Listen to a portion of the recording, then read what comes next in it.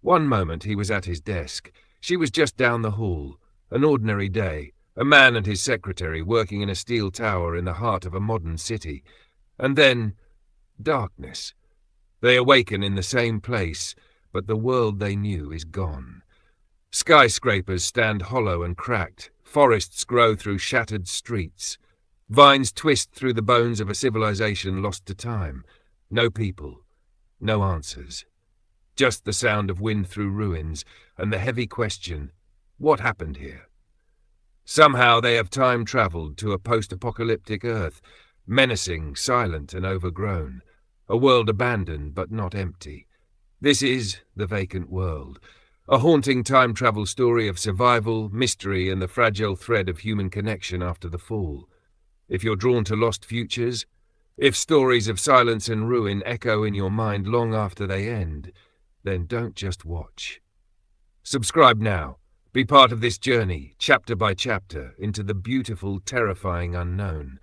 Because once you step into the vacant world, there's no turning back. This is Chapter 1. Faintly, like the first glimmer of dawn through a long shrouded sky, consciousness began to return to the young woman lying motionless on the dusty floor. Once again, breath stirred in her chest. The faint warmth of life had, on this most extraordinary of days, slowly crept back into her body. She lay face down, her beautiful features hidden and shielded in the crook of her arm. A sigh slipped from her lips. Life was returning. The greatest of all miracles was slowly becoming real. Her breathing grew shallow, tentative. Her heart began to beat again, weakly. She stirred slightly. She let out a low moan, still unable to fully break free from the heavy, dreamless sleep that had held her so long in its grip. Her hands closed. Her delicate fingers tangled in the thick, luxurious hair that lay in disarray around her. Her eyelids fluttered. Then, a moment later, Beatrice Kendrick sat up, dazed, disoriented, with no understanding of what she was seeing. Around her stretched a vision so surreal, so impossible, that no human mind could have imagined it. A room transformed past all recognition. The room she remembered, her last clear memory before that strange, sudden wave of exhaustion had overtaken her, was gone. Only the bare steel walls, ceiling and floor remained, all rusted and littered with crumbling bits of cement. The plaster had vanished as if by magic. Here and there a pale mound of dust marked where some of it had fallen and settled. Every chart, every map, every picture that had once hung on the walls of Alan Stern's office was gone. Just an hour ago, or so it felt to her, she had been working in that high-rise office on the 48th floor of the Metropolitan Tower.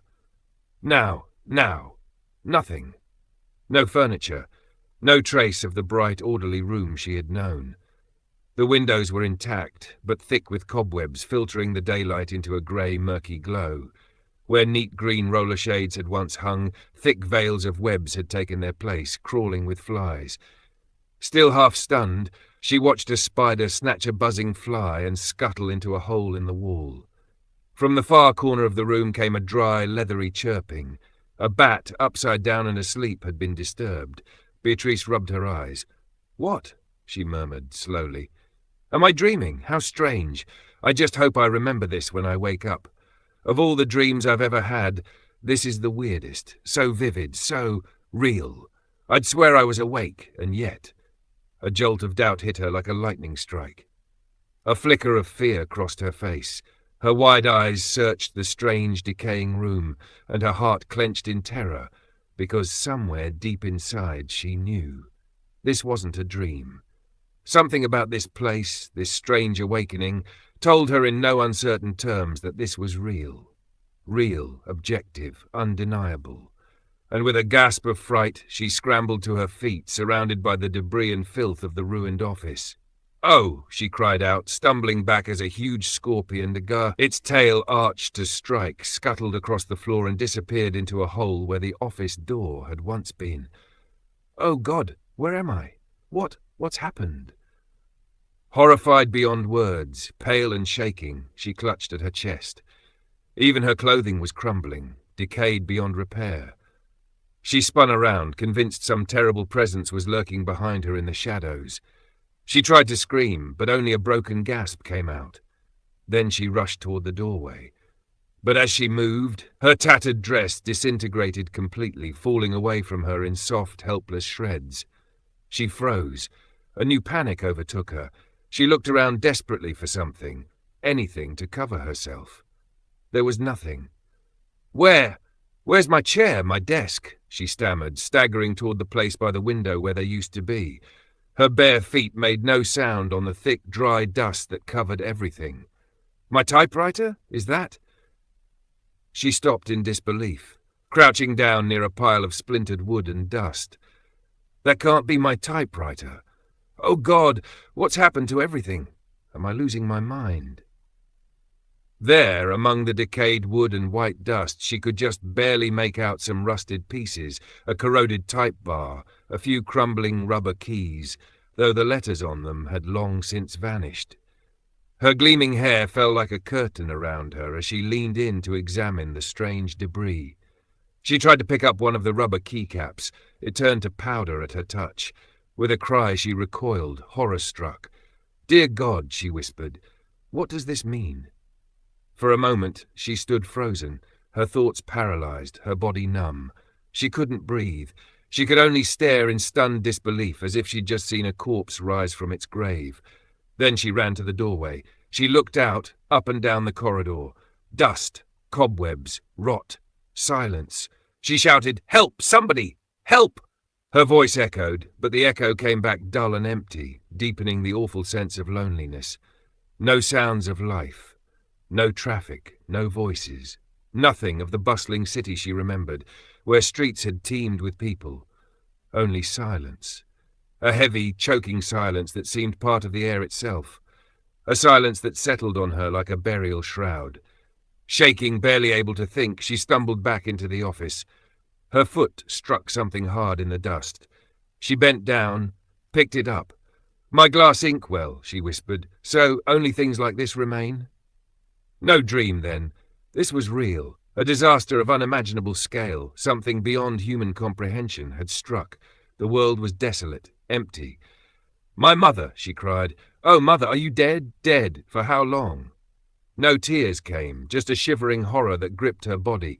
Her teeth chattered, her limbs trembled violently. She stood there, stunned. Then her eyes fell on the doorway to the inner office, the lab and consultation room where Alan Stern had worked. The door was nearly gone, splintered wood and rusted hinges barely holding it together. She staggered toward it, wrapping her long silken hair around her like a cloak, another Godiva, wandering through the ruins of the world. Tears welled up in her eyes. "Mr. Stern," she called out, her voice breaking. "Oh, Mr. Stern, are you dead too? You can't be. You can't. It's too horrible." She reached the door. Just touching it made it collapse into dust. A thick cloud rose, and through it a single beam of sunlight cut like a golden arrow. She hesitated, fear holding her back, not knowing what she might find in that other room. She was terrified of what was ahead, but more afraid of what was behind. She stood in the ruined doorway, one hand resting on the mouldy frame. Then she cried out, not in fear this time, but with relief, with hope. "Thank God," she gasped. There in the inner office, rising slowly from the wreckage, was the figure of a man, Alan Stern. He was alive. His eyes were open but unfocused. His hand reached toward her, unsteady and uncertain. He was alive. She wasn't alone in this nightmare. Not entirely. Not completely. The joy in Beatrice's eyes slowly changed to a deep and aching wonder as she looked at him. Could this really be him? Yes, she knew it was. She recognized him, even under the strange rags hanging off him, even behind the thick, long red beard and wild moustache, even through the dazed, disoriented expression on his face. Still, the transformation was almost impossible to believe. In a flash, she remembered him as he used to be, her employer back in the world that had once been. Sharp and clean-shaven, alert and confident, always well-dressed, a man in control. He had been the powerful leader of countless engineering projects, the mind behind machines and structures. He had been decisive, commanding, always focused. Now he stood before her, unsure and unsteady. Then, hearing her voice, he stumbled toward her with his arms outstretched. He stopped, staring at her. For a moment it was as if his thoughts hadn't yet come together, as if his mind hadn't caught up with reality. And in the time it takes a heart to beat 10 times, she saw pure terror in his red-rimmed, blinking eyes. But just as quickly, the fear faded. Beatrice watched in amazement as he forced it down, as something stronger rose up inside him, his courage. It was almost as though she could see his soul on his face. She felt a shiver of emotion pass through her, and though neither of them spoke for a long moment, as they stood there like two frightened children trapped in a strange attic, a powerful understanding passed between them. Then, with no hesitation, pure instinct, Beatrice ran to him. She forgot everything, appearances, manners, fear. She grabbed his hand, her voice shaking until it broke into a cry.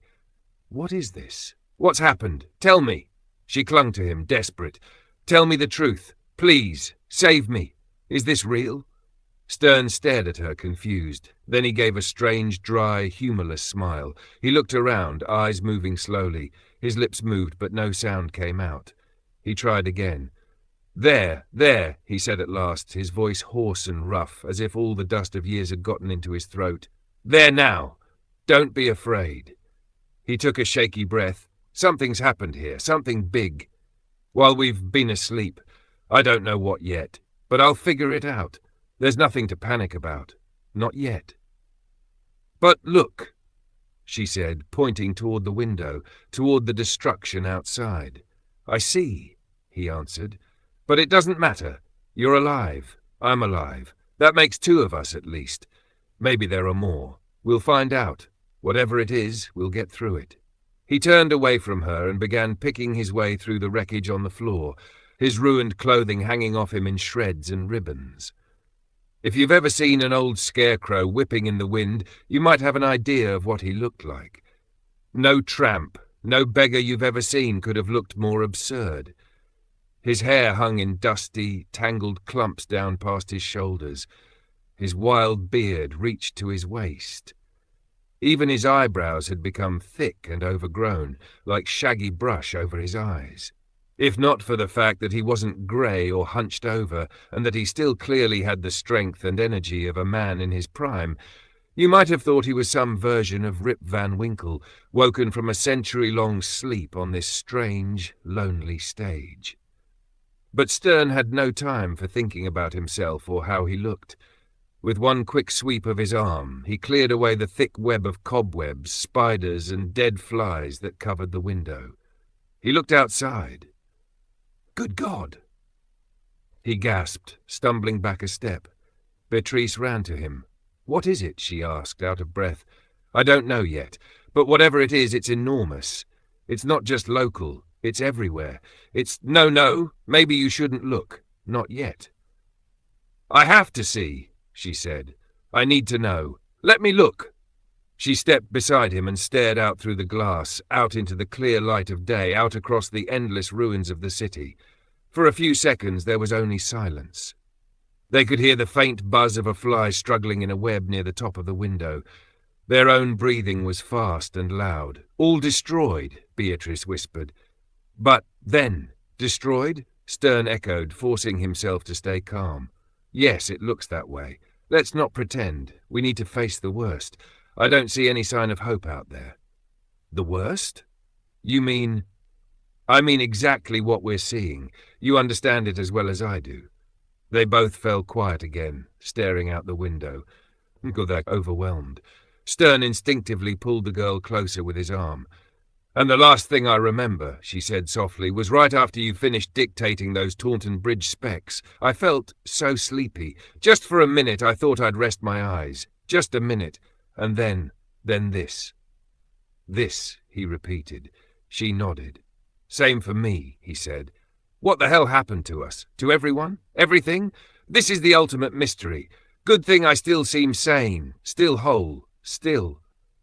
He stopped himself, eyes turning back to the impossible view. The window faced east. They looked out across what had once been Long Island City and Brooklyn, an area they both used to know like the backs of their hands. Now it was like a nightmare. Everything had changed. "It's all gone," Stern said slowly. "Ruined, no doubt about it. We're not imagining things." He scanned the skyline, squinting under his thick brows. Suddenly he put his hand to his chest. He blinked in surprise. "What the?" he said. "I've got a yard of beard." "Beard? On me? I used to say I'd never—" He burst out laughing. He tugged on the beard, the sound of his laughter too sharp, too strange. It sent a chill through Beatrice. Then all at once he went quiet. He looked at her and truly saw her for the first time. "What a time it must have been," he said. "I've got some calculating to do, that's for sure. But you can't stay like that, Miss Kendrick. It's not right. You need something to wear." He tried to take off what was left of his coat, but it crumbled at his touch. The girl stopped him gently. "Don't worry about it," she said with calm dignity. "My hair covers me well enough, and if you and I are the only people left in the world, then this is no time for modesty." He looked at her a moment, then nodded, face serious. "Forgive me," he said quietly, touching her shoulder. Once more he turned to the window and studied the world outside. "So it's all gone?" He said to himself, "Just a few skyscrapers left here and there, the bridges, the islands, all different. No life anywhere. No sound. Forests growing up through the ruins. If the rest of the world looks like this, then we're standing in a dead world. All of it dead, except for you and me." They stood in silence, struggling to understand the scale of what had happened. Stern felt something stir deep inside, a faint glimpse of what might lie ahead, and he was somehow glad. Suddenly, the girl flinched. She fought against what her senses were telling her, trying to force herself to believe that none of this could be real. "No, no, no," she cried. "This can't be true. It mustn't be. There has to be a mistake somewhere. This has to be an illusion, a dream. If the whole world is dead, how are we even alive? How do we know the world is dead? We can't see everything from here. We only see a small piece of it. Maybe if we knew more, if we could look farther and really understand." He shook his head slowly. "I think you'll find it's real enough," he said, "no matter how far you look. But even so, it won't hurt to expand our view a little. Come on, let's head up to the top of the tower, to the observation deck. The sooner we gather all the facts, the better. Now, if only I had a telescope." He paused, thinking hard. Then he turned and walked quickly to a pile of crumbling debris, what was once his case of surveying tools. He dropped to his knees in the dirt and rubble. His ragged clothes tore even more with each move, ripping like water-soaked paper. He looked wild, hairy, covered in dust as he knelt there. He plunged his hands into the pile, digging through it frantically. "Aha!" he shouted in triumph. "Thank God, brass and glass haven't crumbled yet." He stood up. In his hands, the girl saw what looked like a strange sort of telescope. "My level," he said proudly, holding it up for her to see. "The wooden tripod's long gone and the mounts that held it are useless now, but that's not important. And the spirit-level glass on top doesn't matter either. The main thing is the telescope itself still works. Now we'll get a better look." As he spoke, he wiped the dust from the eyepiece and the lens with a scrap of cloth from his coat sleeve. Beatrice noticed that the brass tubes were pitted and green with corrosion, but still held together, and the lenses, once cleaned, were bright and clear as ever. "Come on," he said. "Come with me." They stepped through the doorway and into the hallway. The girl followed close behind, pulling her long, shining hair around her like a veil. In a world so completely ruined, what did normal appearances or social rules matter anymore? Together, they climbed the broken stairway. The rusted steel underneath poked through the decaying stone and concrete in dozens of places, forcing them to step carefully. They had to sweep aside thick cobwebs as they went. Bats chirped and flapped above their heads, disturbed by the movement. A little white owl blinked at them from a dark crevice in the wall. And near the top of the tower, a group of swallows flew out, startled, having built nests along the cracked balustrade. At last, despite all the strange and unexpected things they encountered, they reached the upper platform, nearly 1,000 feet above the ground. They pushed through what remained of a revolving door. He went first, testing each step carefully before letting the girl follow. They reached the narrow strip of red tiles that ran around the tower's edge. Even here they could see the relentless toll of time, and perhaps something even more than time. "Look at that," he said, pointing. "Whatever caused this we still don't know, and we don't know how long ago it happened. But judging by the state of things up here, it's probably been longer than I first thought. Look, the tiles are cracked and falling apart. Usually tile work lasts a long time, but this is ruined. There's grass growing in the dust between the tiles, and over here, look, a young oak tree's taken root and shoved 6 tiles out of place." "The wind and birds must have brought seeds up here," she said quietly, in awe. "Acorns, too.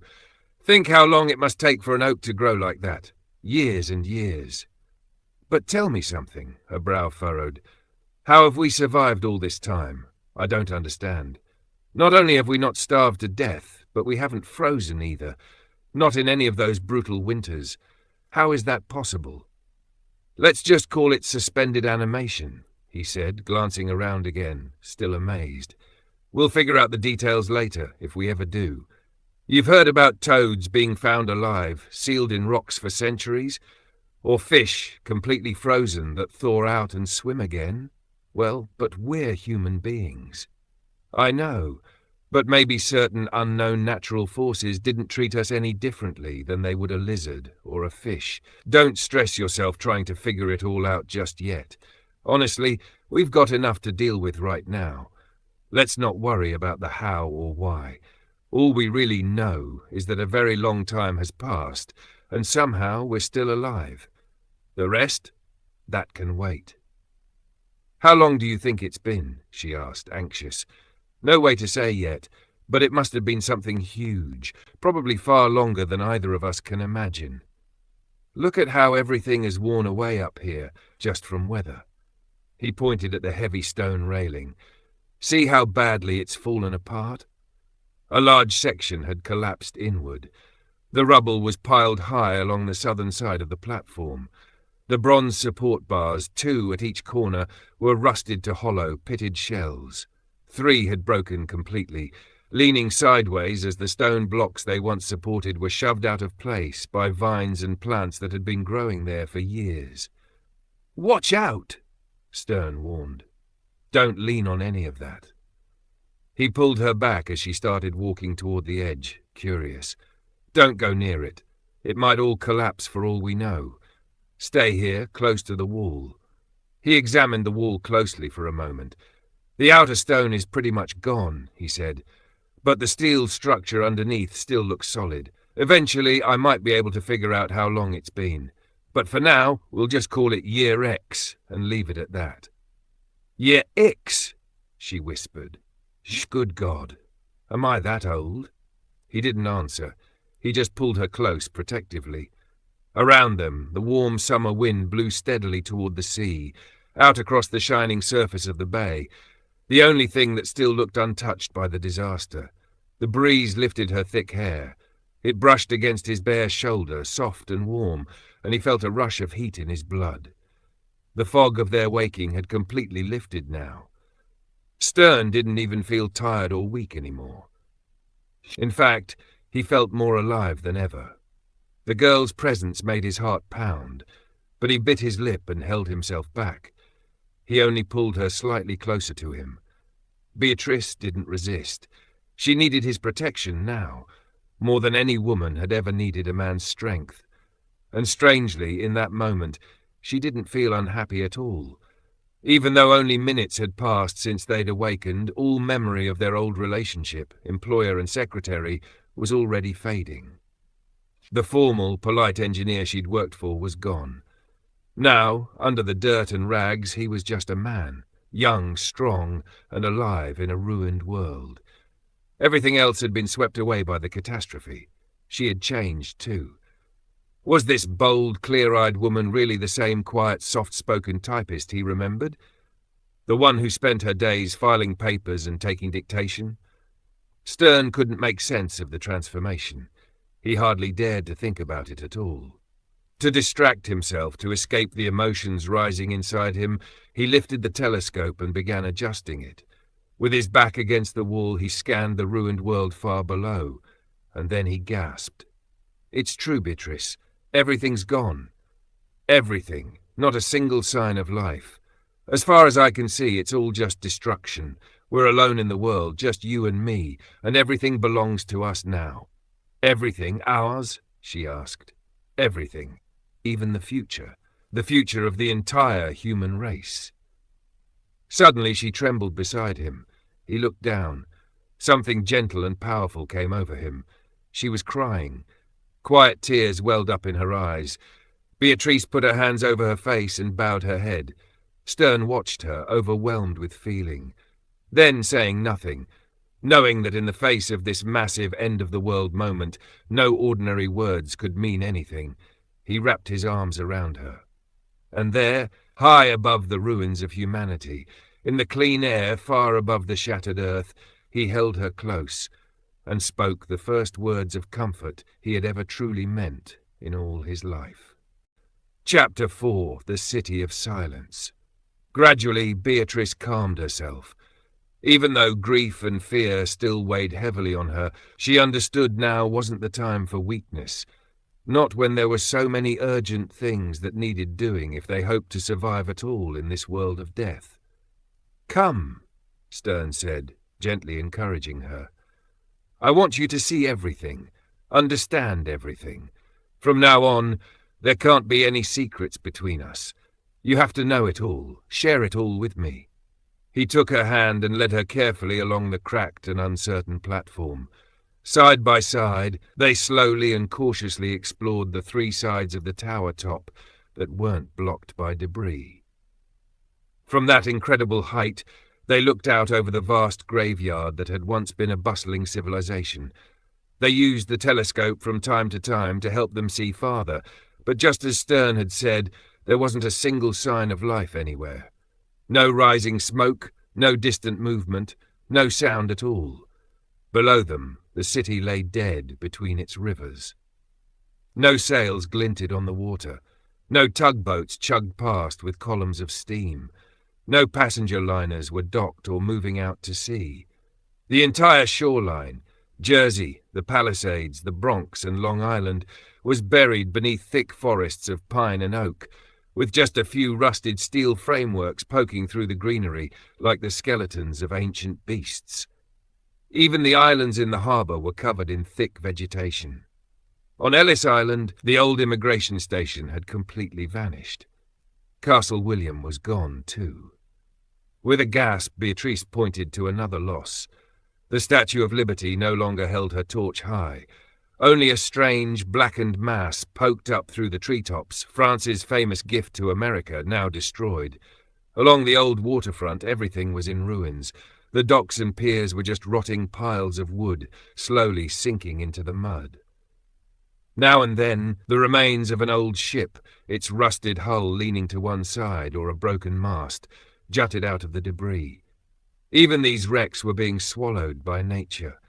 Grass and vines had grown over them, green and thick. The wooden ships were long gone. All that remained were a few steel masts, sticking up through the wreckage like desperate hands reaching for help from a sky that didn't care. "Look up there," Stern said, pointing. "Almost all the uptown buildings have collapsed in on themselves or fallen outward into the streets. Can you imagine what a chaotic mess those streets must be now?" He handed her the telescope. "And the park, you can barely see it anymore.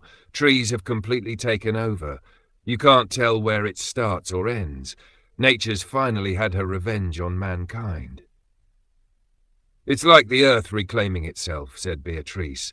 "See those clear green lines? Those must be the wide avenues. They stretch on and on like ribbons of moss. Everywhere that a root can take hold, nature's taken over, Stern replied. Then suddenly he paused. Wait, did you hear that? They both held their breath. A long, eerie howl floated up from far away, a wailing cry that rose and fell, trembled and faded, then came again. Beatrice clutched his arm. That sounded like a voice! Then there are people alive after all? He gave a short laugh. No, I'm afraid not, he said. You've never heard a wolf cry, have you? I didn't either, not until I was up in the Hudson Bay region last winter, or whatever passes for last winter now. It's not a comforting sound, is it? Wolves? Then there are animals. Why not? Probably all kinds of wildlife live here now. Why wouldn't they? It's all just part of nature's great system. He saw the look on her face and gently added, But don't let that scare you. We're safe for now. We'll worry about hunting later. Let's go around to the other side and see what else we can find. She nodded silently. Together, they carefully made their way around the southern edge of the platform, stepping cautiously over the broken remains of the railing. Every step was dangerous. The support beneath them could give way at any moment, sending them sliding to their deaths down the side of the ruined tower. Look over there, Stern said, pointing again. That long green path used to be Broadway. Now it's just one giant forest. Reminds me of the Forest of Arden. He gestured out toward the horizon. See those boxy steel frames far off in the distance? The ones the light's shining through? That's Park Road, the Singer Building, the Woolworth Tower, and the rest. And look at the bridges. Beatrice shivered at the sight. The Brooklyn Bridge was mostly gone. Only the towers remained, and from them hung a twisted mess of steel and wood drooping down into the water.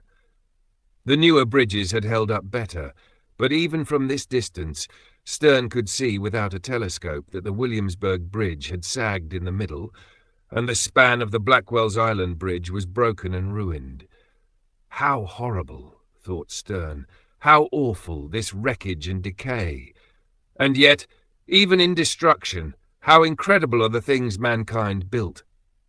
A deep awe swept through him as he stood there staring.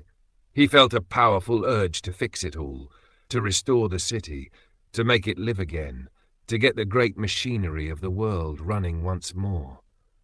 But then reality hit him. What could he do alone? A bitter smile touched his lips. Beatrice seemed to feel the same wonder he did. Can it really be, she whispered, that you and I are like Macaulay's last watcher of the world's end, standing on the ruins of a fallen civilization? That we're actually seeing what poets and prophets have only imagined? That this mighty heart is lying still? For good? Stern didn't answer. He only shook his head. But inside his thoughts were racing. Could it be true? Could he and Beatrice really be the last two people alive on Earth? The only survivors of the human race, the very race he had once worked so hard to help? Were they meant to witness the final chapter in the long, hard, glorious story of evolution?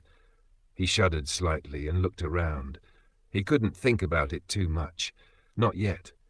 Until he knew more. Until he had answers, he knew he had to keep his emotions in check. Thinking too deeply right now would only lead to madness. Beatrice stared silently out at the landscape. The setting sun cast a blaze of colour across the sky, purple, gold, crimson. The Hudson River reflected the colours like a living fire. Shadows spread out over the broken city, over its forests and shattered buildings, over the thousands of gaping windows and collapsed walls. Here, once millions of people had lived, worked and died. High above, a few pink clouds drifted lazily through the sky. Nature, the one thing that hadn't abandoned them, still moved calmly onward, untouched by whatever had destroyed humanity. Man and woman, alone in this changed world, stood transfixed by the majesty of that sunset. For now, they stopped trying to understand. They simply watched. Below, they could see the dense, tangled greenery that had taken over Union Square. The outlines of what had once been 23rd Street were lost in a jungle of trees and vines. Madison Square was now a forest, and the tower of the old Madison Square Garden, where once the statue of Diana had turned with the wind, was broken and hollow. They could hear their own hearts beating. Their breath sounded strangely loud. A few swallows fluttered and chirped above them on a crumbling ledge. Suddenly, Beatrice spoke again. "Look at the Flatiron Building," she said. "What an ugly, broken wreck." She took the telescope from Stern and focused it carefully on the building. The walls were blotched and crumbling, like they had some kind of disease. Huge chunks had fallen into Broadway below, piling up in a massive heap that completely blocked the road. In many spots, the metal skeleton of the building stuck out. The roof had caved in, crushing the upper floors. Only a few steel beams still jutted skyward like broken fingers. Beatrice peered closely at one spot. "I can even see into some of the offices on the 18th floor," she cried. "That one, near the front, I used to know." Her voice broke. She lowered the telescope with shaking hands. Her face had gone pale. "Take me down," she whispered. "I can't look anymore. I just can't. I know that office. Or I used to. Please, I don't want to see it." Stern gently took her arm and led her back around the platform, down the crumbling stairs, and into the wrecked remains of what had once been his office. There, amid the dust and silence, he turned to her and laid his hand on her shoulder. "Beatrice," he said, "we need to think this through, together. Let's face this thing like two intelligent people. We don't know what happened yet. We don't even know what year it is. We don't know if anyone else is alive anywhere in the world. But we can find out, after we take care of the basics and come up with a plan." He paused, then added, "If everyone else is gone, wiped out completely, then why we survived is still a mystery. I don't have the answers yet." He lifted her face to his. Even scarred as it was, his expression was strong and steady. He looked into her eyes, searching, measuring. Could she handle this? Could she be strong enough to face the fight ahead? "I will find the answers, once I can gather the facts," he said firmly. "And who knows? Maybe we have a greater duty ahead of us, something bigger than either of us ever imagined. This isn't the time for fear or sadness. It's the time to figure this out, face it, and conquer it." She smiled through her tears, a smile full of trust, and as the last golden light of the sun poured in through the shattered window, her eyes shone with quiet strength and hope. Chapter 5. The First Exploration. Evening had come. They sat and talked together in the ruined room, talked long and earnestly. They were too eager for answers, too hungry for the truth, to even feel hunger or think about how they had no real clothing. There were no chairs, not even a broom to sweep the floor. But Stern had managed to wrench a marble slab from the stairway. Using that flat piece of stone, still strong despite time, he had scraped one corner of the office floor clean of debris. It gave them a small space to settle down, take stock of the situation, and discuss what needed to be done. "So then," the engineer was saying, as the dusk deepened outside the shattered windows, "we'll probably have to use this building as our headquarters for now. From what I can figure, something sudden and deadly must have struck the Earth a long time ago. Maybe some new, highly lethal microorganism, something that spread so fast it wiped everyone out in a day, before anyone could react or even understand what was happening. Or it could have been some poisonous gas, maybe released from a crack in the Earth's crust, or something else entirely. Other theories are possible, but they don't really matter anymore, do they? All we do know is that somehow you and I, up here in this topmost room of the tower, survived in a state of suspended animation. For how long? God only knows. I can't even begin to guess yet." "Well," Beatrice said thoughtfully, "judging by all the changes, it can't have been less than 100 years. My God." She gave a short, ironic laugh. "Does that mean I'm 124 years old? Imagine that." "You're underestimating," Stern replied, "but it doesn't matter right now. We can't figure that out yet. And we can't answer the other big question either. about Europe, Asia, the rest of the world. Did London, Paris, Berlin, Rome, did every city, every country suffer the same fate? We simply don't know. All we can say is that probably human life is extinct everywhere, except right here in this room. Otherwise, don't you think someone would have come back here by now? Back to New York? This place was once full of unimaginable wealth and resources, and now it's just gone. He stopped talking suddenly. Again, off in the distance, came that faint echoing roar. For a moment, both of them sat frozen. What was it? A crumbling wall? Some wild animal? Hunting? They couldn't tell. But Stern smiled. I guess, he said, guns will be one of the first things I look for, after food, of course. There's probably great hunting down in the jungles of Fifth Avenue and Broadway. You shoot, don't you? No? Well, I'll teach you. We've both got a lot to learn now. A whole world of new skills. He stood up and walked over to the window, staring out into the growing dark. Then he turned suddenly. What's wrong with me? He said, irritated with himself. What am I doing sitting here theorizing when there's work to be done? I should be busy right now. I've got to find food, clothing, tools, weapons, everything. But above all else, water. And here I am, sitting around talking about the past like an idiot. You're not going to leave me? Not tonight? Beatrice asked softly. Stern didn't seem to hear her. The need to act, to do something, had taken hold of him. He began pacing the floor, slipping and stumbling over the scattered wreckage, a strange sight in his rags and with his wild hair and beard, barely visible in the faint light still coming in from the window. Down in that wreckage, he said, mostly to himself, down in all those ruins that used to be New York. There must be enough left for us. Enough to get by until we can reach the countryside and grow our own food. Don't go now, Beatrice pleaded. She stood too and reached out her hands to him. Please don't. We can make it through the night. I can manage somehow. No, it's not right. There might be things we need right now down in the shops and offices. But you have no weapon, and those streets, they're a forest now. Listen, he said a bit abruptly. This isn't a time for hesitation or fear. I know you'll do your share, take your risks, face what we must together. But I have to get some basic supplies, food and water at the very least. I need to get my bearings. You think I'm going to let you go even one night, hungry, thirsty, and sleeping on a bare cement floor? Of course not.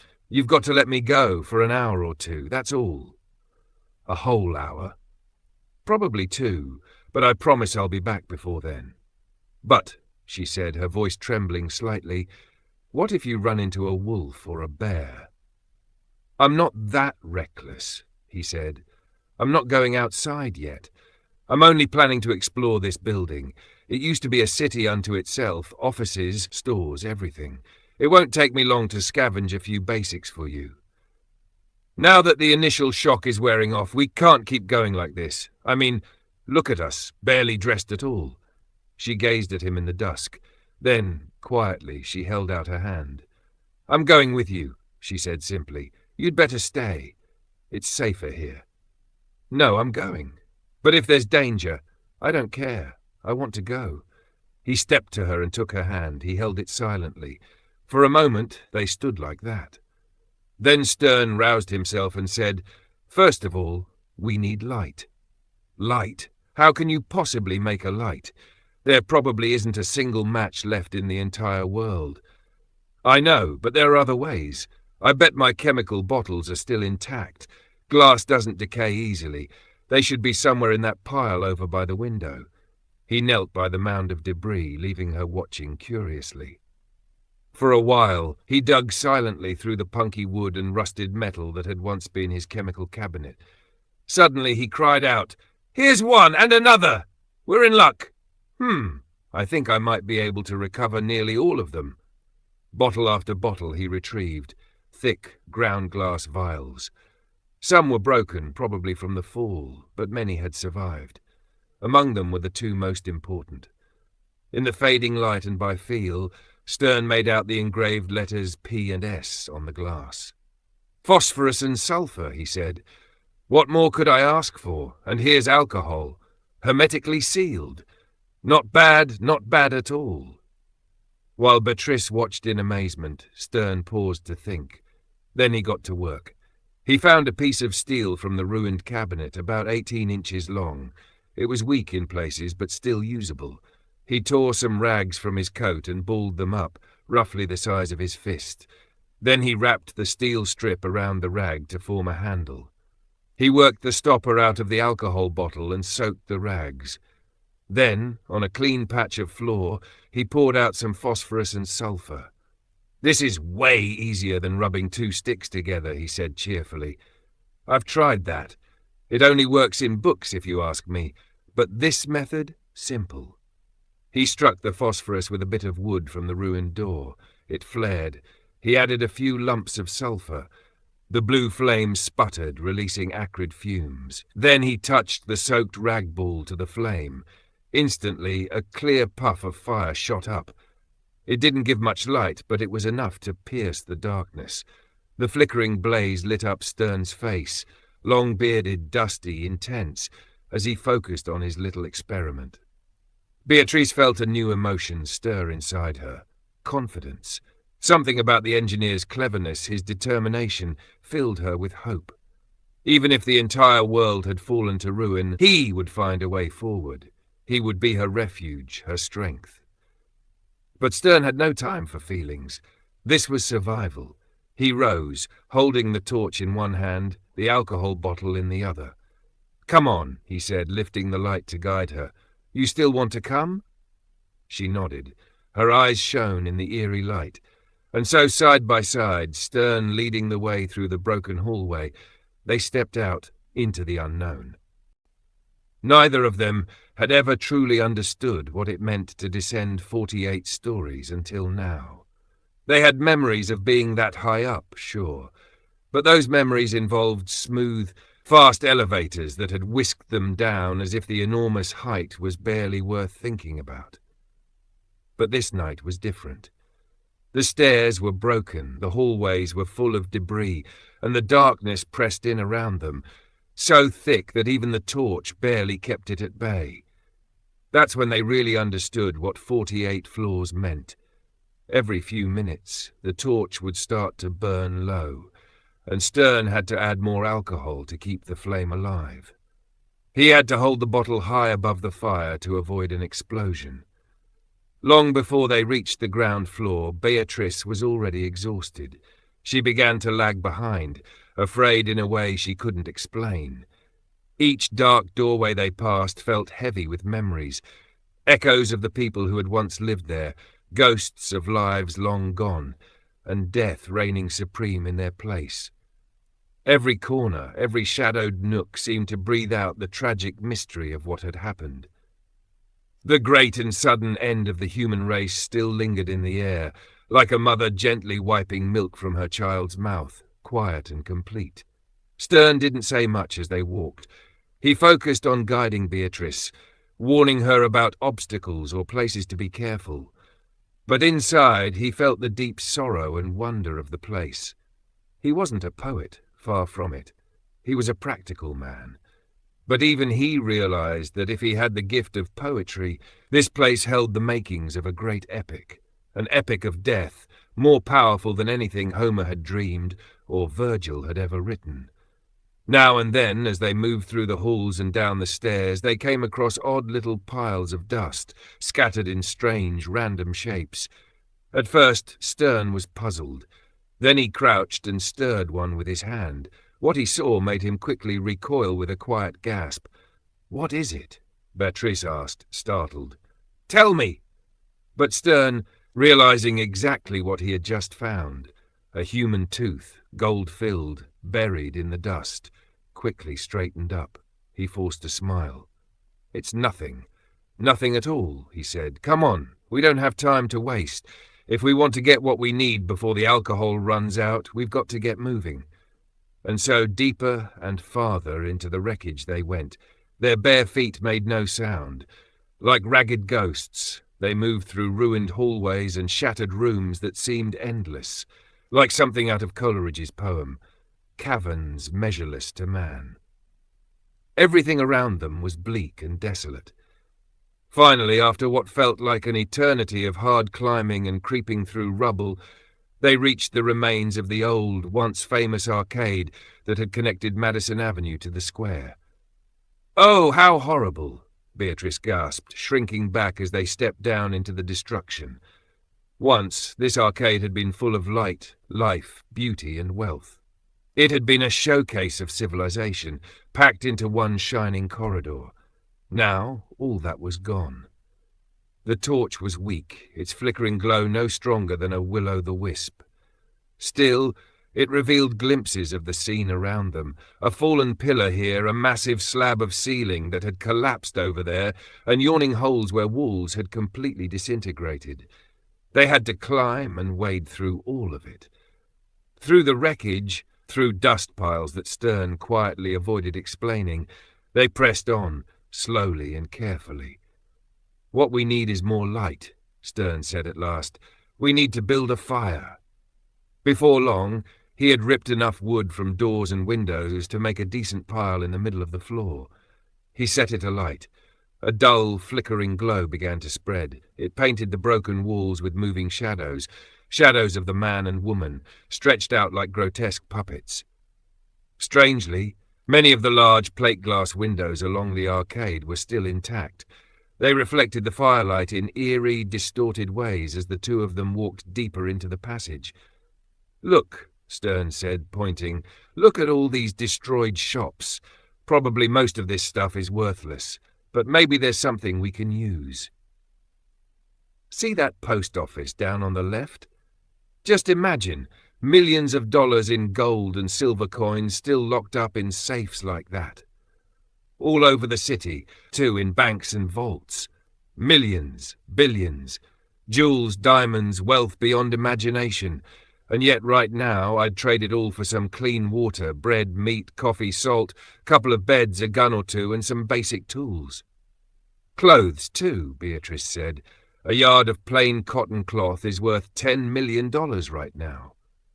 "You're right," Stern replied, still staring around in amazement. "And I'd give a whole bushel of diamonds for a razor and a pair of scissors," he added, rubbing his thick beard with a grim smile. "But this isn't the time to joke. We'll have plenty of time to look around and talk in the morning. Right now, we've got a job to do. Let's get started." And so, by torchlight and firelight, they began to search for the basic things they needed to survive, in the middle of what had once been a glorious part of civilization, now just a grave. They broke into 10 or 12 shops along the arcade, but they didn't find any usable clothing, no blankets or fabric for sleeping. Everything made of cloth had either rotted away or become too fragile to be useful. Then they found a furrier's shop. They hurried in, hopeful. A few scraps of fur still hung from rusted metal hooks, moth-eaten, full of holes, ready to fall apart at the slightest touch. "These aren't going to help us," Stern judged, "but maybe there's something else in here." They searched the place carefully. It was dusty, cluttered, and filthy, making a sad mockery of the gold leaf sign still visible on the window. Lang Importer, all the latest novelties. On the floor, Stern found 3 more little piles of dust, more human remains. What connection did he have to these long-dead people now? He didn't even feel disgust anymore. Suddenly, Beatrice let out a cry of surprise and hope. "Look, a storage chest." Sure enough, there was a cedar chest, cracked and bulging, but still mostly intact. The copper bindings and lock were green with age, but clearly visible. Stern held the torch closer. With one powerful push, he knocked the chest over. It collapsed into splinters as it hit the ground. Out tumbled furs, many of them, black, yellow-striped, skins of grizzlies, leopards, cheetahs, even a royal Bengal tiger. "Hooray!" Stern shouted, grabbing one fur after another. "They're almost intact. A little damage doesn't matter. Now we've got clothes and bedding." "What's that?" "Sure, they're a bit warm for the season, but now's not the time to be picky. Here, how about this one?" He tossed a tiger skin over Beatrice's shoulders. "Magnificent," he said, stepping back and raising the torch to see her better. "When I find a big gold pin or clasp for that, you'll look like a more splendid version of Boadicea." He tried to laugh at his own joke, but the laughter didn't fit in such a dark, eerie place, or with the strange emotion stirring in him. Because in that moment, the woman before him looked wild and beautiful in a way he hadn't expected. Her grey eyes shone in the torchlight, deep, clear, and intense. Her long hair flowed out in waves over the striped fur, creating a barbaric and hypnotic look. Partly hidden beneath the robe, her graceful body, as perfect as a wood nymph or a forest goddess, stirred something ancient and instinctive in Stern. He said nothing more for a while. Instead, he bent back over the chest and searched through the rest of the furs. He found a polar bear skin and slung it over his shoulder.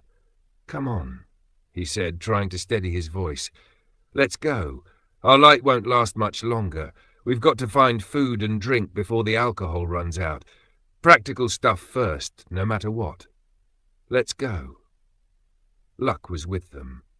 Near the end of the arcade, in the remains of a fancy grocery stand close to the post office, they found some food stored in glass jars. All the canned goods had spoiled long ago, but the glass had preserved some fruits, vegetables, chipped beef, and other fine foods in perfect condition. Best of all, they found what was left of a case of mineral water. The box it came in had turned to dust, but 14 bottles were still good. "Put 3 or 4 bottles in my fur robe here," Stern said, "and a few of those jars. Yeah, those. Tomorrow we'll come back and grab the rest. This is enough for now. We'd better start heading back up the stairs," he added, and so they did. "Are you going to leave the fire burning?" Beatrice asked as they passed the centre of the arcade. "Yes, it won't do any harm. There's nothing flammable here, just old cement and metal, and putting it out would take too much time and effort." So they left that haunted place behind and began the long, grueling climb. It must have taken them at least an hour and a half to get back up to their perch. They were both completely exhausted, and before they even reached the halfway mark, their last drop of alcohol was gone.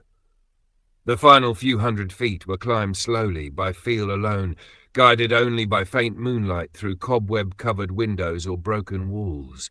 At last, because everything ends eventually, they reached their sanctuary. Out of breath, sore and aching, they arrived.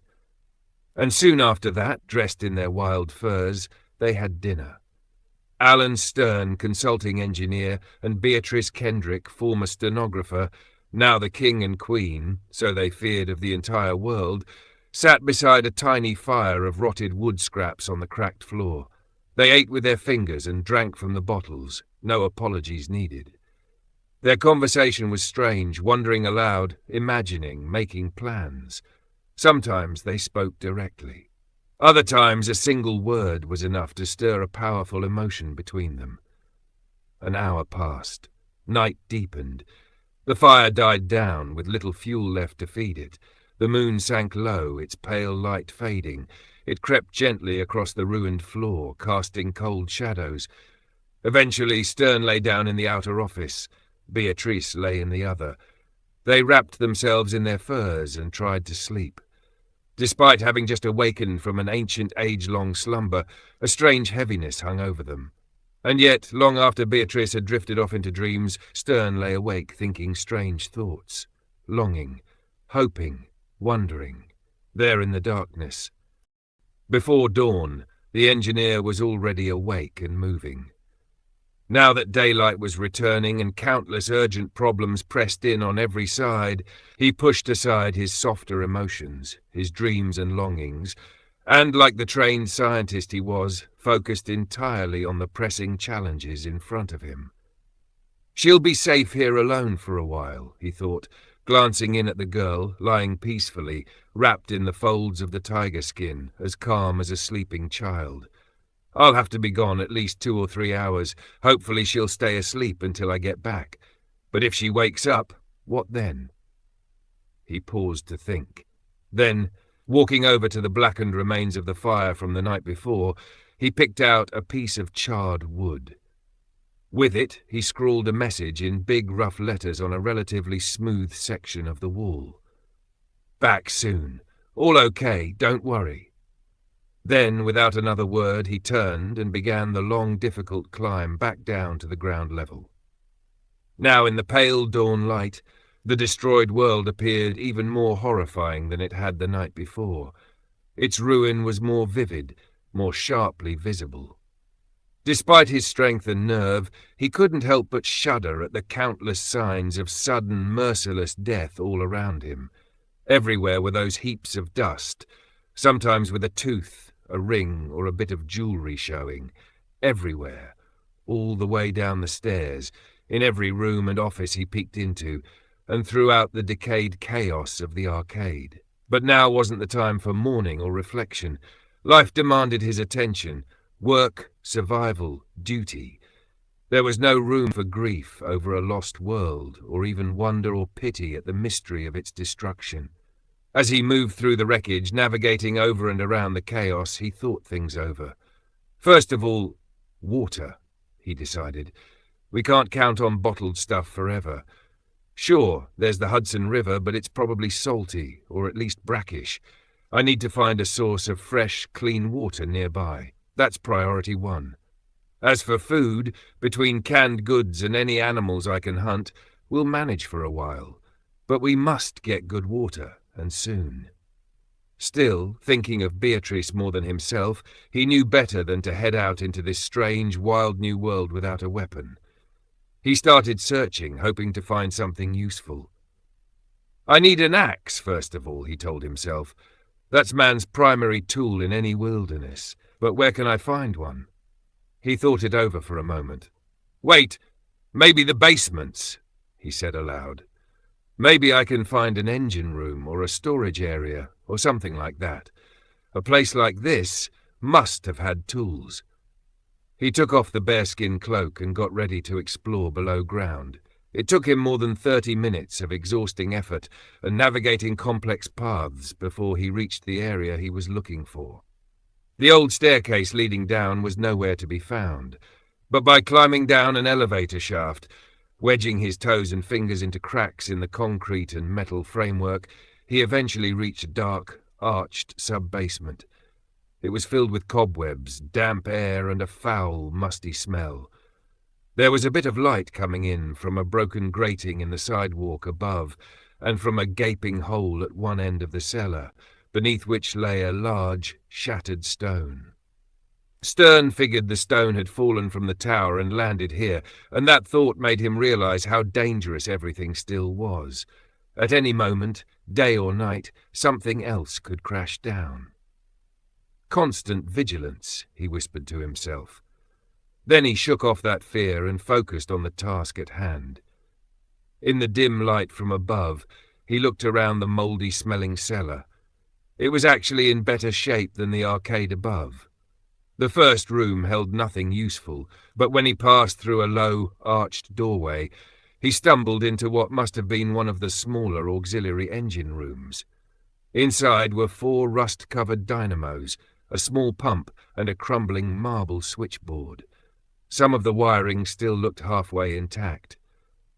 At the sight of all this decaying machinery, Stern's face tightened with something close to pain. He loved machines of all kinds. Their operation and maintenance had been his life. Oddly enough, the ruined equipment struck him more deeply than the little heaps of dust that marked where people had died suddenly and helplessly. Still, he didn't have time to get sentimental. Tools, he muttered, looking around the gloomy vault. I need tools. I can't do anything until I find some. He searched every corner, but no axe turned up. Instead, he uncovered a sledgehammer. Though rusted, it was still solid. The oak handle, surprisingly, was mostly intact. Kyanized wood, probably, he thought, setting the sledgehammer aside and digging into a dusty pile that had once been a workbench. Aha! A chisel, a spanner, and a pile of old rusty nails. He examined his discoveries with joy.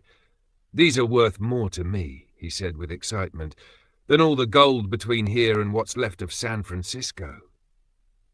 There wasn't anything else worth taking. Everything else had decayed too much to be useful. Satisfied, he gathered up his finds and began the hard trip back up. About 15 minutes later, he had everything brought up into the arcade. "Now for a look at the world outside," he said to himself. With the sledgehammer in hand, he made his way through the ruins. Even though everything was now broken, fallen, and decayed beyond recognition, he still recognized some landmarks. Here's where the phone booths used to be, he thought. And there was the information desk. Over there. That little counter. That's where the guy in uniform sold tickets to the tower. The counter was now dust. The ticket seller was nothing but a little mound of grey powder. Stern shivered and kept walking. As he got closer to the entrance, he saw that grass and creeping vines had rooted in the cracked pavement of the arcade, lifting up the marble slabs and breaking the once beautiful floor. The doorway itself was almost blocked by a huge Norway pine that had taken root right next to the building and now stood boldly in the path where thousands of people had once come and gone every day. Stern climbed past the tree, tapping the floor with his sledge as he went, just in case there were weak spots that might collapse. Finally, he stepped out into the open air, unharmed.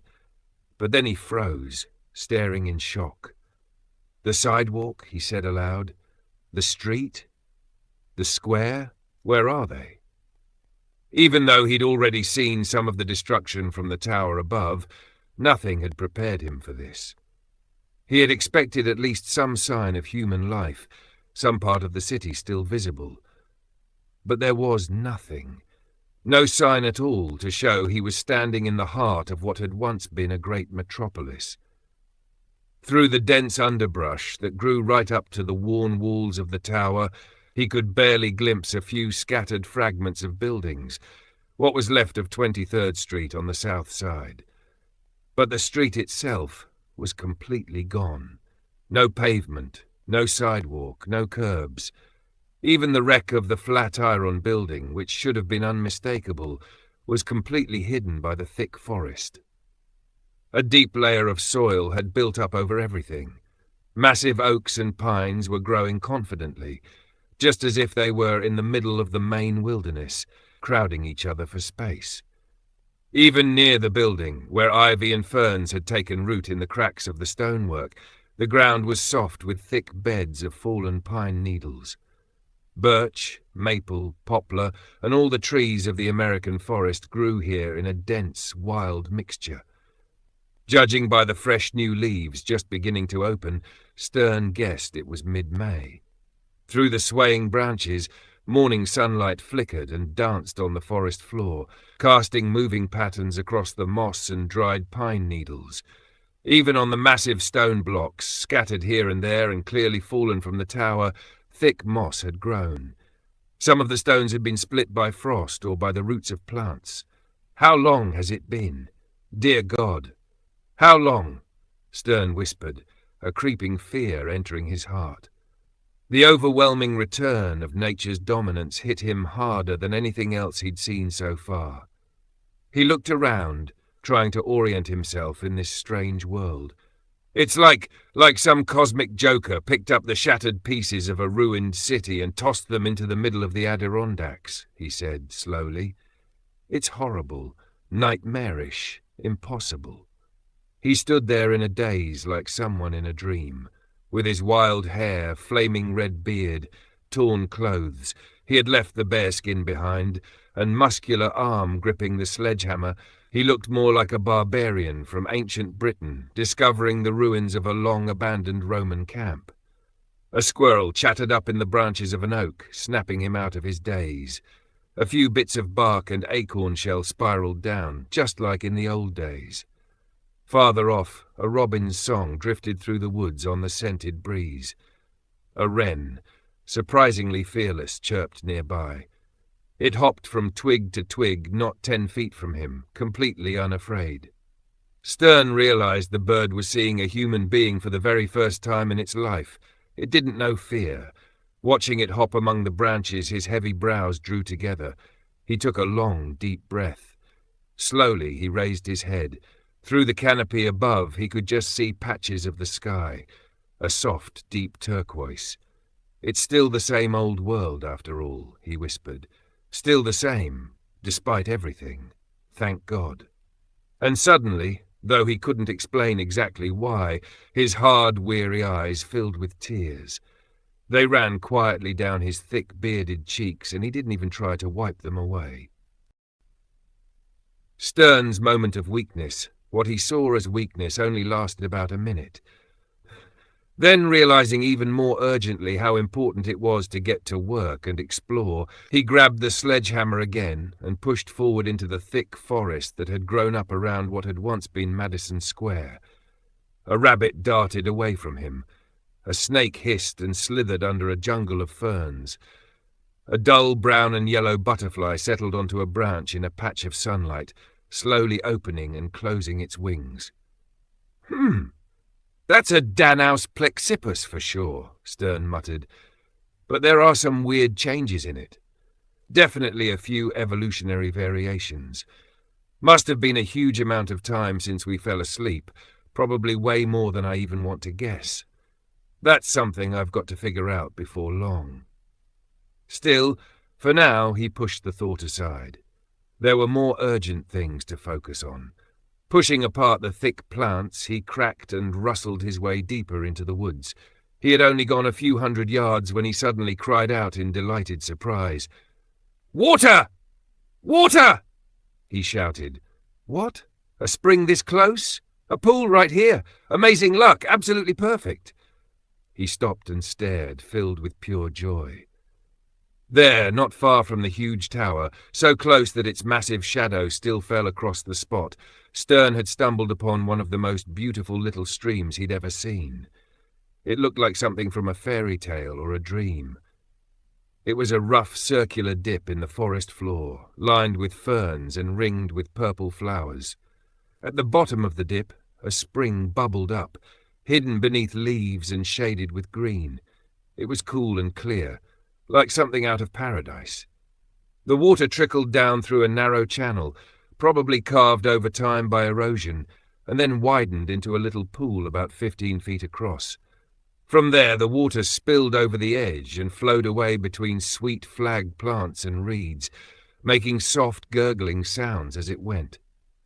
"What a discovery!" Stern said, walking quickly toward it. "Wait! Are those deer tracks?" he asked aloud, spotting some delicate hoof prints in the sandy edge of the pool. "Incredible!" Overjoyed, he dropped to his knees at the spring. He bent over, put his bearded mouth to the water, and drank deeply, huge, satisfying gulps. When he'd finally had enough, he stood up and looked around. Suddenly, he burst into laughter. "This is definitely an old friend of mine, or I'm going crazy!" he said out loud. "This spring, this has to be the direct descendant of the Madison Square fountain. It has to be! But wow, what a transformation! This would make an amazing article for the Annals of Applied Geology. Too bad there aren't any more annals now, and even worse, no readers." He walked down to the larger pool nearby. "Stern, old buddy," he said to himself. "Time for an A1 5-star bath." A minute later, stripped completely naked, he was splashing around in the water. He scrubbed himself from head to toe with fine white sand, working away the grime and sweat. When he finally stood up, every nerve in his body tingled with renewed life and energy. For a moment he looked down at the filthy rags he'd been wearing, lying there by the edge of the pool. He snorted and gave them a kick. "Yeah, we're done with those," he said. "That bearskin back in the building will be good enough to wear." He picked up his sledgehammer again, took a deep breath of fresh air, and headed back toward the tower. "Man, that was amazing," he said aloud. "I feel 10 years younger already. 10 years younger than... What? What age am I even starting from? 10 years off of X. X minus 10 equals. As he walked over the soft moss and pine needles, he absent-mindedly stroked his beard. "If I could just get a haircut and a shave now," he muttered. "Wouldn't that blow her mind?" The idea excited him. He sped up and was soon back at the door near the big Norway pine. But he didn't go inside. Instead, he turned to the right. He pushed through the woods, climbed over fallen columns and crumbled stone blocks, startled a flock of loud flapping partridges, and parted thick bushes that had grown up at the base of an old wall. Before long he was walking through what had once been 23rd Street. No sign now of pavement or streetcar tracks, just ruins across from him, decaying and forgotten. As he picked his way through the debris near the ruins of the old Metropolitan Life building, he kept a sharp lookout for any remnants of a hardware store. It wasn't until he had crossed what used to be Madison Avenue, gone another 100 yards farther along 23rd Street, that he finally found what he was looking for. "Ah!" he suddenly shouted. "Here we go!" Climbing over a pile of grass-covered debris, with a couple of old iron wheels poking out, probably from a long-ruined electric trolley, he stepped around a collapsed section of sidewalk and found himself inside a shop. "Yes, this looks promising." "Definitely something here," he said, inspecting the place carefully. "Unless I'm totally lost, this used to be Curry and Brown's hardware store. There has to be something left." "Ha! You want to start something?" he said, suddenly hurling a rock at a rattlesnake that had started its dry, rattling warning call from what had once been the countertop. The snake quickly vanished. The rock bounced off something and smashed through a piece of glass. Stern turned and gave a cry of joy. Toward the back of the shop stood a display case, and inside he caught a glimpse of dull, aged metal. He hurried toward it, stumbling over mossy, broken floorboards. There in the case, preserved like ancient relics in a museum, he saw incredible treasures. The sight filled him with a strange, wild excitement. One good swing of the sledge shattered the rest of the glass. His hands shook with anticipation as he grabbed the things he needed most. "Now I really get why those New Zealand tribes wanted Captain Cook's old barrel hoops instead of coins," he said. "Same deal here. All the money in this city couldn't buy this rusty old knife." He held up a corroded blade with a yellowed horn handle, his eyes gleaming. Eagerly he kept searching. 15 minutes later he had gathered up a pair of scissors, 2 rubber combs, another knife, a revolver, an automatic pistol, several handfuls of cartridges, a bottle of Cosmos brand disinfectant. He packed everything into the warped remains of an old Gladstone bag he found in a corner. A shattered sign that said leather goods lay among the mess nearby. "I think that's good for the first haul," he said, more excited than if he had just discovered a mine full of diamonds. "It's a start anyway. Time to get this back to Beatrice." As happy as a kid with a new stash of toys, he left the ruined hardware store and started heading back toward the tower. But he hadn't gone more than 100 feet when he suddenly stopped and gasped in shock and alarm. There at his feet, lying under a little maple sapling, was something that froze him in his tracks. He dropped the sledge and picked it up. What is this?" he stammered. His eyes went wide as he stared at it in disbelief. "Oh my God, how can this be?" he cried out. In his hand he held a broad, flat, flint-tipped spear. An assegai.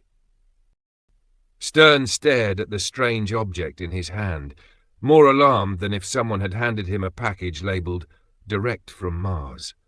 For half a minute he couldn't speak. He couldn't think. He just stood there, stunned, holding the decayed leather bag in one hand and the flint spearhead in the other. Then suddenly he shouted a curse and started to hurl the thing away. But before it left his hand, he stopped himself. "No, what's the point in that?" he muttered slowly.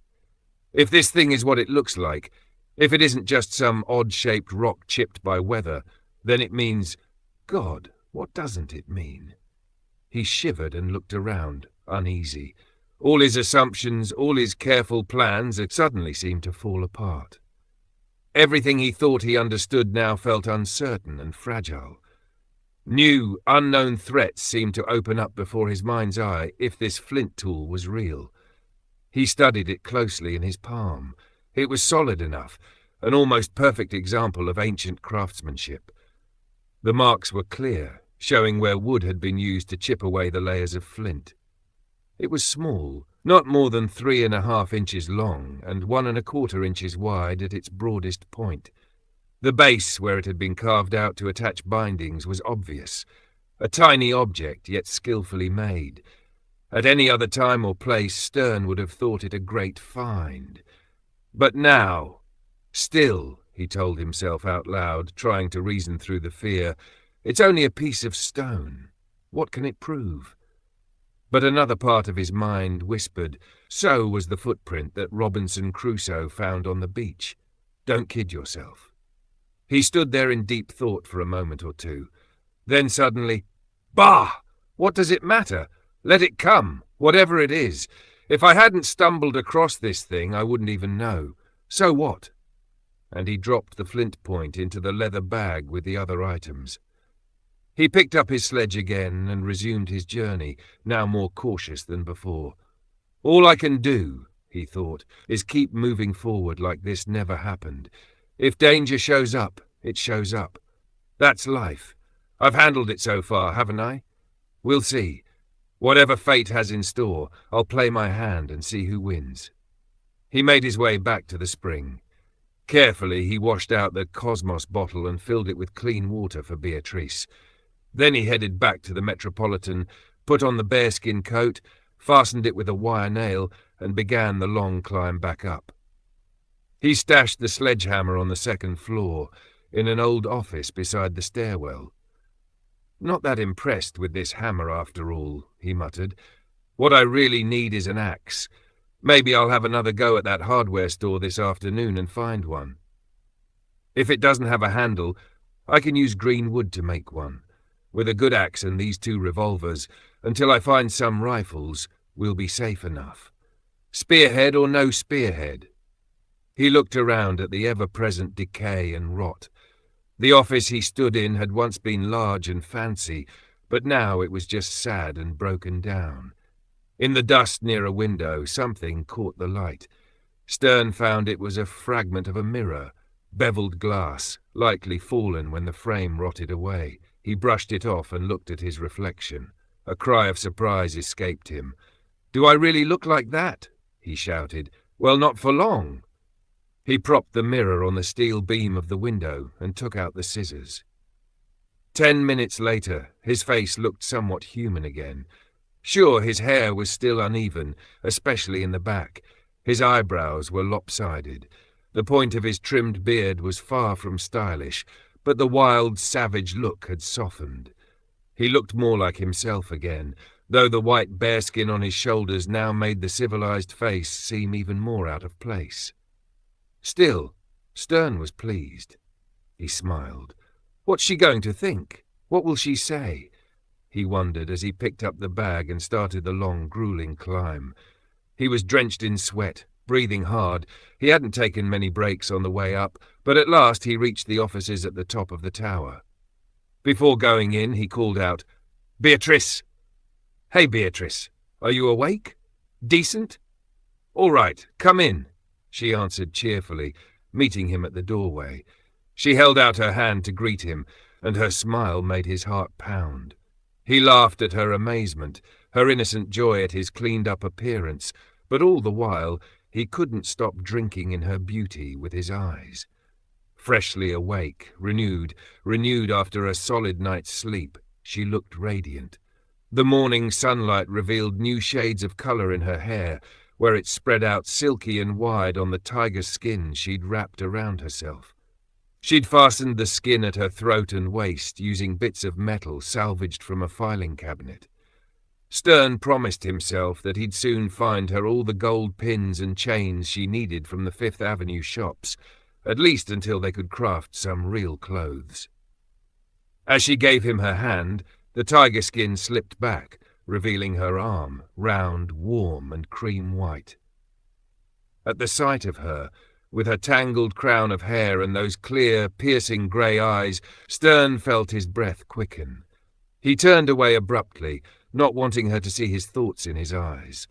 He began to speak about what he didn't even know. Anything, just to stay in control of himself. But underneath it all, he realized something profound. In all his life, a life spent in logic and work, self-control and calculation, he had never felt so happy. Her touch, soft and warm, made all his worries disappear. The idea that he was working for her now, protecting her, helping her survive, filled him with joy. And as he thought of the future, his fears fell away, like the tattered clothes he had thrown away in the woods. "Well," he said, trying to sound casual, though his voice wavered, "I guess we're both up and moving again." Stern had walked across narrow beams 600 feet above the ground. He'd worked under riverbeds, in compressed air chambers where the pumps fought to keep death at bay. He'd swung in a chair down the face of Yosemite's cliffs, but never ever had he felt emotions like these, and he couldn't understand them. "I've had good luck," he said. "Look, see this and this." He showed her the treasures from the bag, except the flint spearhead. Then he handed her the Cosmos bottle and told her to drink. Gratefully she did, while he described how he found the spring. Her face lit up with excitement and brave curiosity as she listened. But when he told her about the bathing pool, she suddenly looked jealous. "That's not fair," she said. "You can't keep that all to yourself. If you'll show me where it is, and stick around in the woods to keep watch." "You'll take a dip too?" She nodded eagerly, her eyes sparkling. "I'm dying for one!" she exclaimed. "Think of it, I haven't had a bath in years." "I'm at your service," Stern declared gallantly. They paused. For a moment, a deep, peaceful silence settled between them. They could hear the faint chirping of mud swallows nesting far above in the stairwell of the tower. Stern still had a shadow of fear in the back of his mind, fear of the forest, of what that flint point might mean, but he pushed it aside. "Well, come on down," he said. "It's getting late already. But first, let's take one more look from the platform now that it's morning. Everything will look different in the light." She agreed. As they climbed the stairs again, they talked about what they needed next, about their plans for this strange new life ahead. They stepped out onto the red-tiled platform, overgrown with weeds, and stood in silence, looking out over the vast, still world. Then Stern spoke. "Tell me, where did that line of poetry come from? The one you said last night about the heart of the city standing still?" "Oh, that's from Wordsworth's sonnet on London Bridge," she replied with a smile. "You remember it now, don't you?" "Not really," he admitted sheepishly. "I never was much of a poetry guy. It wasn't really my thing. But go on. How did it go? I'd love to hear it again." "I don't remember the whole thing," she said thoughtfully, "but part of it goes, 'This city now doth like a garment wear.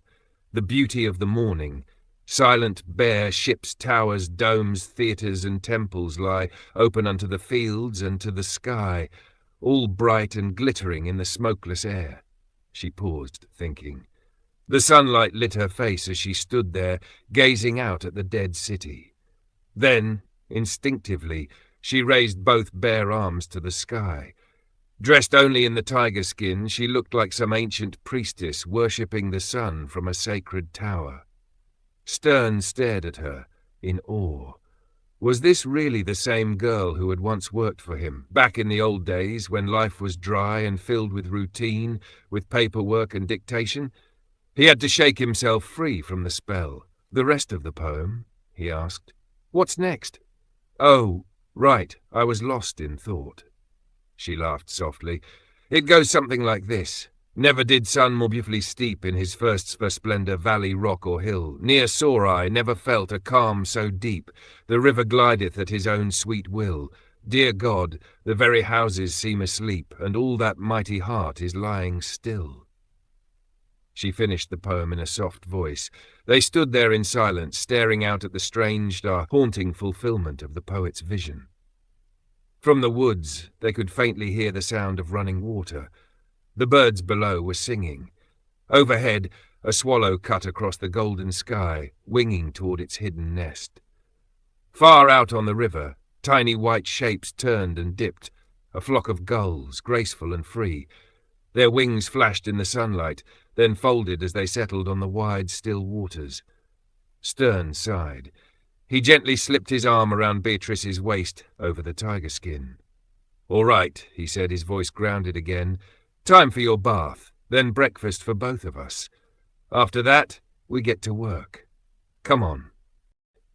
By noon, they had already made a solid start on their bold new adventure, working side by side in a strong, honest partnership. With the past momentarily forgotten and the future still held at a distance, they managed, in just a few hours, to make real progress toward survival.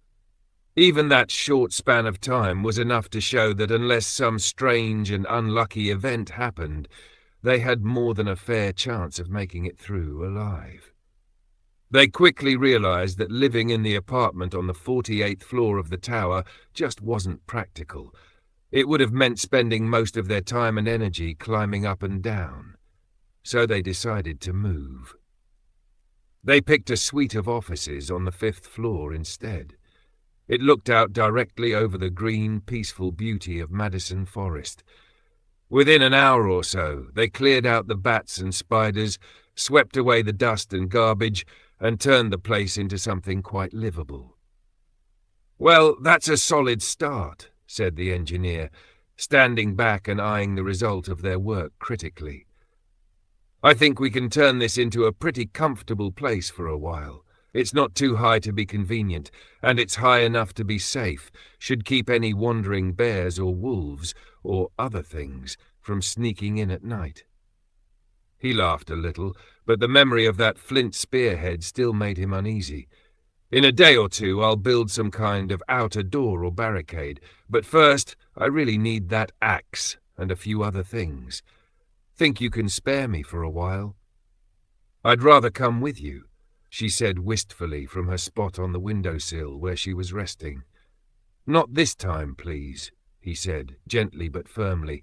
"First, I need to go all the way up to the top of the tower and bring down my chemicals and everything else I've left up there.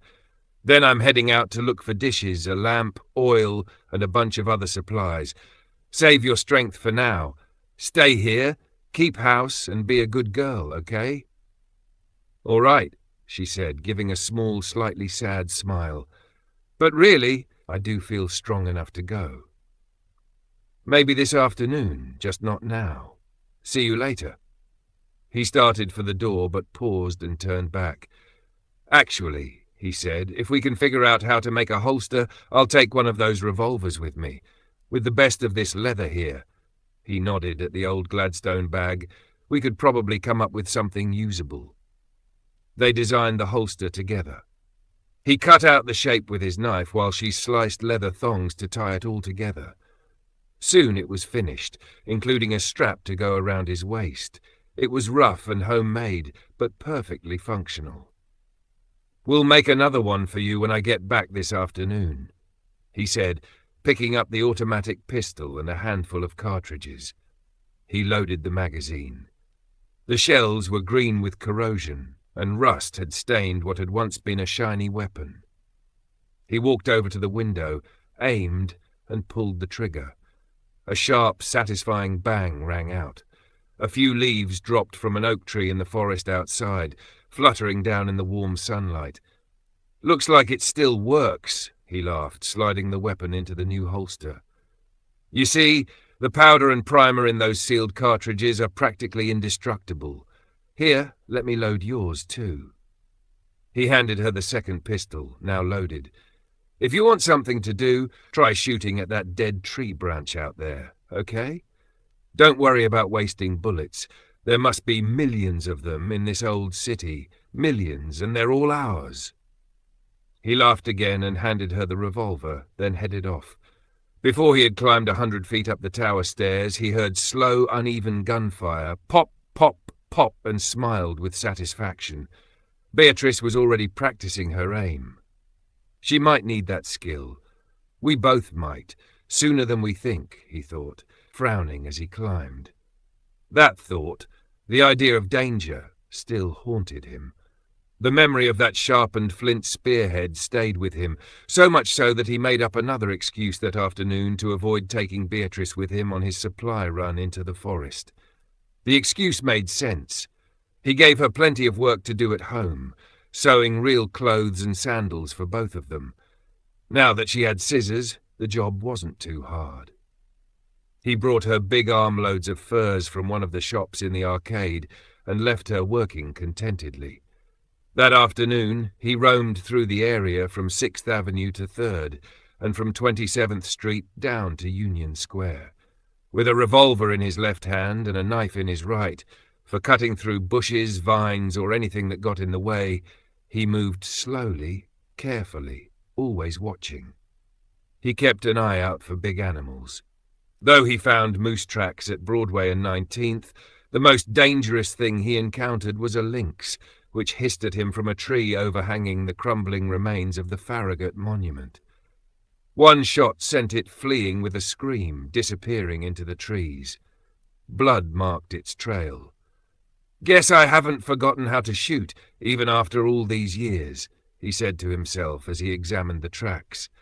That skill might come in handy. Still alert, he continued exploring. He saw clearly now. The city was completely gone.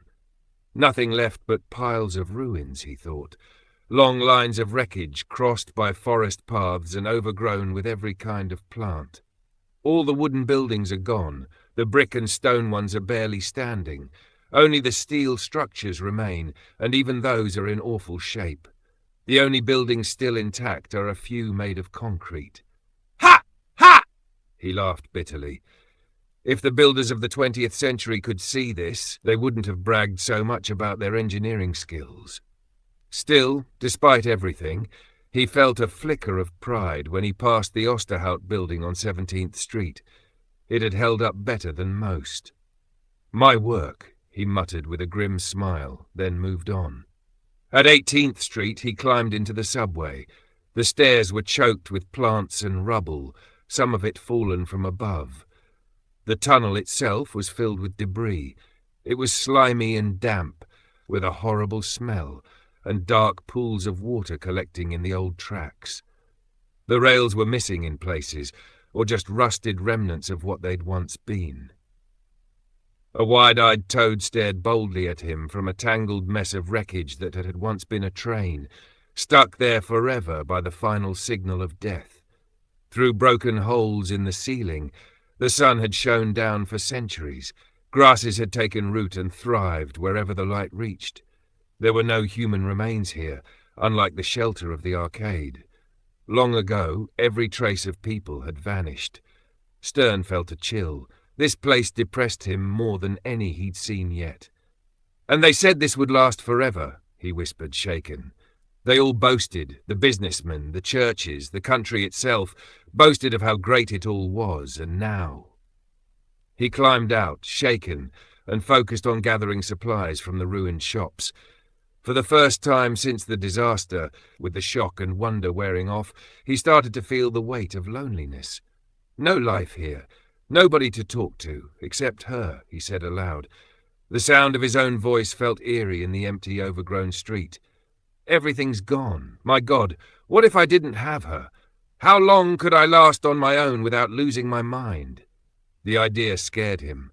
He forced it away and kept working. Keeping busy helped him ignore his darker thoughts, especially the fear of what might happen if something went wrong. If one of them were to die, the other would face horrors too awful to imagine. Up Broadway he gathered everything useful he could carry, using the hem of his bearskin to hold it all. He found items of every kind. A clay pipe, the wooden ones had rotted away, and a sealed glass jar of tobacco. Treasures beyond price. He found more jars of food, a stash of fine wine, coffee and salt. In the ruins of a French brassware shop across from the Flatiron, he hit the jackpot. Cups, plates, and a lamp that still worked. Incredibly, it still had oil in it. The sealed container had kept the fluid from evaporating. Finally, when the shadows in Madison Forest started to lengthen, he turned back. He passed the spring and took the path that was already starting to form. his and Beatrice's path back to the Metropolitan Tower. She's in for a real surprise, he thought, lugging his load up the stairs. I wonder what she'll say when she sees all this stuff. Our little treasure trove. He was eager to see her again, but before he reached the third floor he heard a scream from above.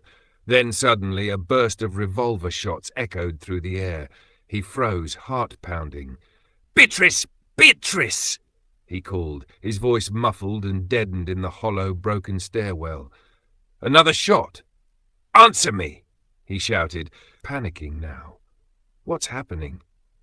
He dropped his burden and raced up the stairs 2 at a time, driven by pure fear. He burst into their little home, calling her name again and again. No answer. Stern stopped cold, his face pale as ash. Oh God, he breathed. She was gone. And so ends Chapter 10 of The Vacant World. But this is only the beginning. The mystery deepens, the danger grows, and the fate of these 2 time-lost souls is far from certain. If you want to journey further into the ruins of this strange, forgotten earth, make sure you subscribe now, so you don't miss what comes next. The story continues soon.